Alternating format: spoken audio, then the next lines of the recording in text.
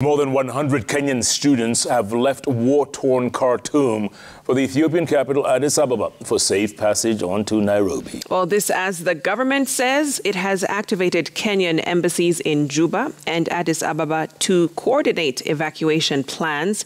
Ayub Abdikadir reports on the deteriorating situation in Sudan and the calls for de-escalation between the warring factions.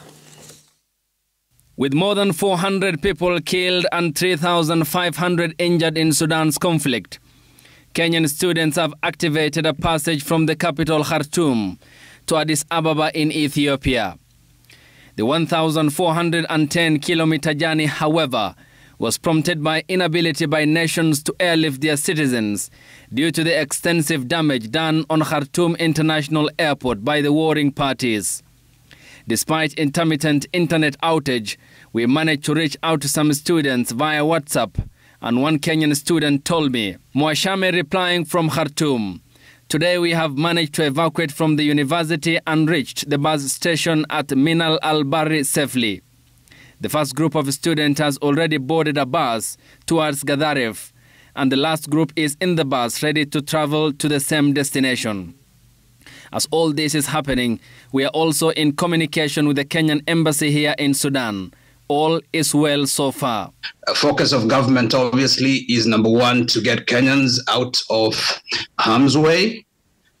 And like was said by my colleague, P.S. Njogu, it's difficult to land there. And so the plan is to get Kenyans to Port Sudan, from where they will be airlifted to Jeddah and then hopefully to Nairobi.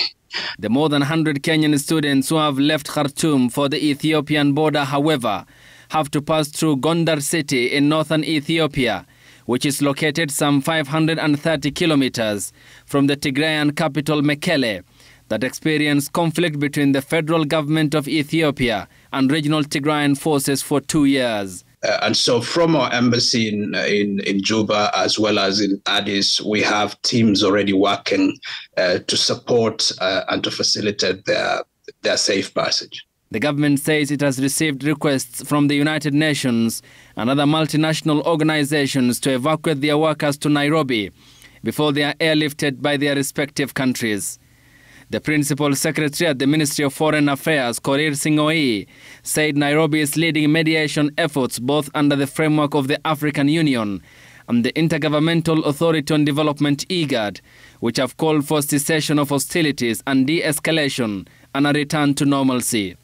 Because Nairobi is known as the capital for peace building regionally and globally. We mediated the South Sudan conflict.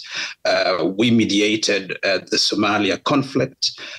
We are in a very, very good place to mediate the current conflict because Kenya is not in any way involved in the dispute. It is a neutral party. The fighting between Sudanese army led by General Abdel Fattah al-Burhan and the Rapid Support Forces RSF that's led by Mohamed Hamdan Dagalo has led to water and power cuts as well as internet outage.